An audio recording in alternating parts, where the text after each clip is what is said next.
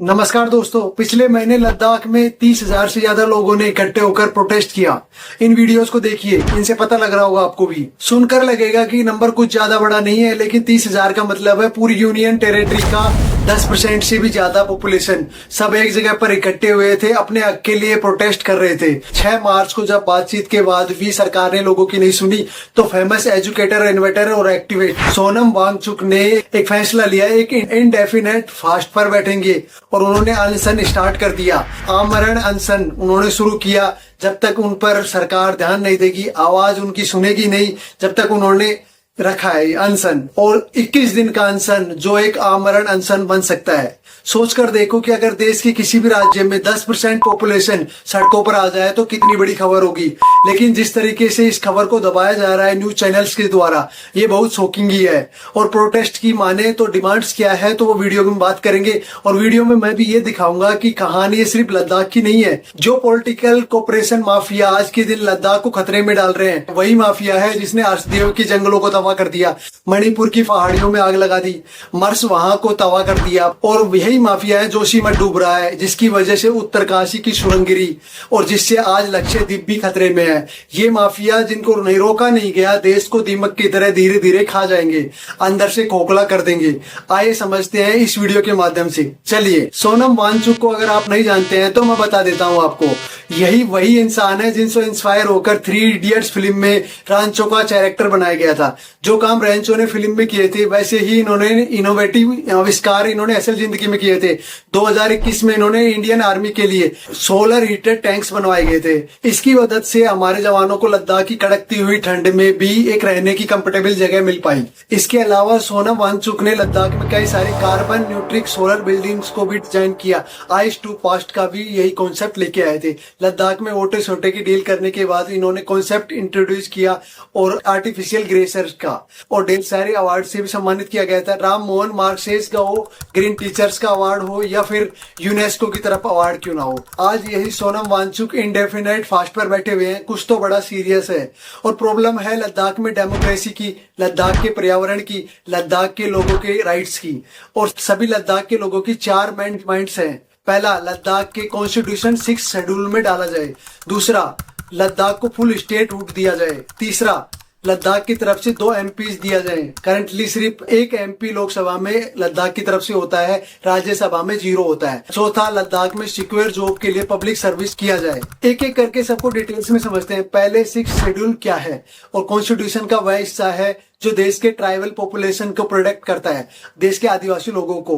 और इसके अनुसार ट्राइबल्स एरिया में डेमोक्रेसी को बढ़ावा देने के लिए आदिवासी लोग अपने खुद के ऑटोनोमस डिस्ट्रिक्ट काउंसलिंग और ऑटोनोमस रीजनल काउंसलिंग बना सकते हैं।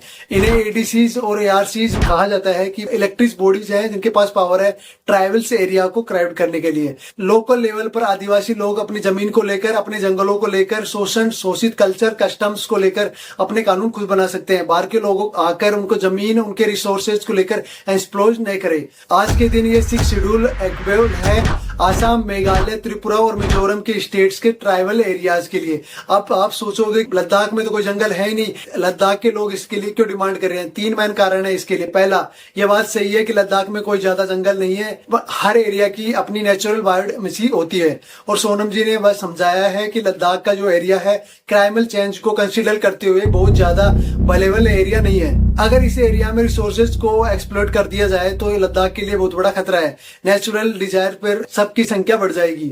दूसरा, लद्दाख की जो मेजोरिटी पॉपुलेशन है वह एक्चुअली में शेड्यूल ट्राइब्स की कैटेगरी में आती है, क्योंकि ये चेंज करते रहते हैं। क्योंकि बर्फ पड़ती है, जब बर्फ के नीचे आ जाते हैं और बाकी फिर बर्फ हटती है तो ऊपर चल जाते हैं। कुछ एरियाओं में 99% तक भी जाती है।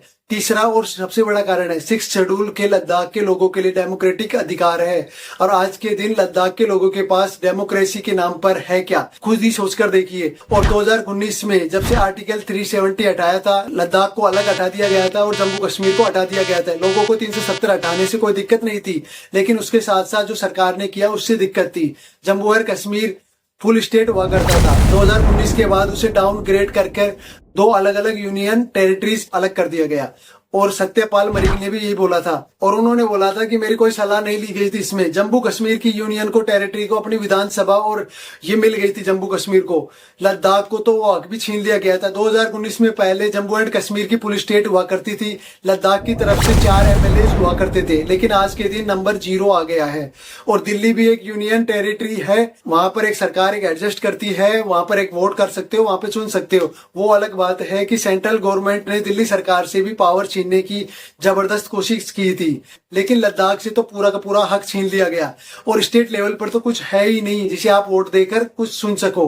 पर के लेवल पर लद्दाख के लोग सिर्फ लोकसभा के इलेक्शंस पर वोट डालने जा सकते हैं, सिर्फ वहां पर एक MP दिया गया है। यही कारण है कि इनकी डिमांड के पीछे लोकल लेवल पर हमें 6 शेड्यूल में इंक्लूड करो और ADCs और RCs को चुन सके और अपनी जमीन को प्रोटेक्ट कर सके। स्टेट लेवल पर उन्हें फुल स्टेट वोट दो और अपनी सरकार चुन सके। सेंट्रल लेवल पर उन्हें 2 MPs दो, नहीं तो हमें डेमोक्रेसी के नाम पर क्या नाटक चल रहा है। सबसे दिलचस्प बात यह है कि इनसे फर्क नहीं पड़ता कि रीजनल्स एग्री करो या नहीं करो। 4 साल पहले बीजेपी ने खुद डिमांड उठाई थी लद्दाख को 6 शेड्यूल में डालने की, और आखिर क्या कारण हो सकता है कि बीजेपी इन डिमांड को पूरा नहीं करना चाहती। यही कारण दिलचस्प है और प्रोडक्टिबल है। और अगर आप बीजेपी की पॉलिटिक्स समझते हो तो, और डिमांड ही नहीं, बीजेपी ने मैन्युफैक्चरिंग में ऊपर लिखा था कि हम लद्दाख को 6 शेड्यूल में देंगे, और उनके मैन्युफैक्चरिंग में आप क्लियरली देख सकते हैं, और इसमें देख रहे होंगे आप, देख लो आप। उन्होंने पहले 3 बिंदुओं में 6ठे शेड्यूल में लद्दाख को रखने की बात कही थी। सितंबर 2019 में पहली बार नेशनल कमिश्नर शेड्यूल कराइड में इंक्लूड किया था, और उसके बाद में भी इंक्लूड नहीं किया, सरकार ने कोई एक्शन नहीं लिया। अगस्त 2020 में लद्दाख के लोगों ने पहली बार अपनी डिमांड सरकार के सामने रखी। सितंबर 2020 में इसको लेकर पहला मास प्रोटेस्ट किया था, और फिर भी सरकार ने कुछ ध्यान नहीं दिया। 2020 में जब ऑटोनोमस काउंसिलिंग वोटिंग होनी थी, इलेक्शंस होनी थी, होम मिनिस्टर अमित शाह ने वादा किया था कि इलेक्शंस के 15 दिन बाद वो डिमांड्स को पूरा कर देंगे। इसको देखकर प्रोटेस्ट कॉल अप कर दिए गए और बीजेपी ने इलेक्शंस को 15 सीटों के साथ जीत लिया। उसके साथ फिर कोई एक्शन नहीं लिया गया। दिसंबर 2021, नवंबर 2022 2 और प्रोटेस्ट देखने को मिले, और उसके बाद में भी कोई एक्शन नहीं लिया गया।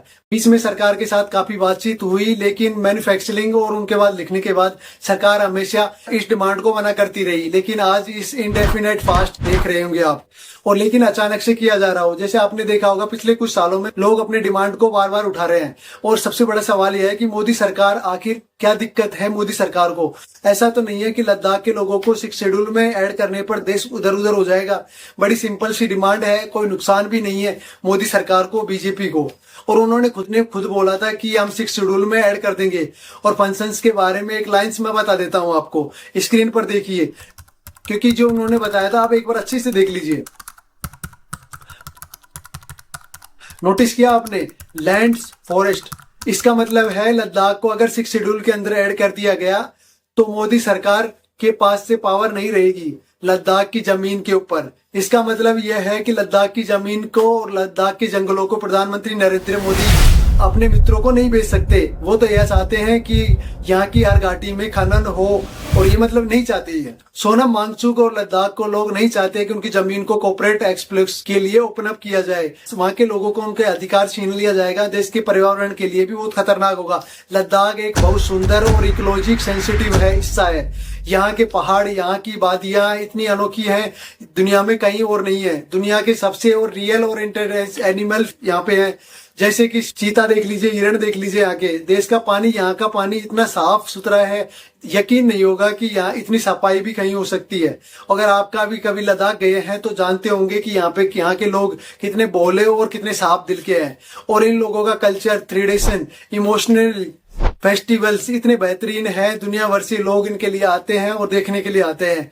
और यहाँ का माहौल कुछ अलग ही होता है लद्दाख का। मेरा मानना है कि हर इंडियन का कर्तव्य होना चाहिए लद्दाख जैसी इन्वायरमेंट और कल्चर एंडाइवमेंट बचाए रखना।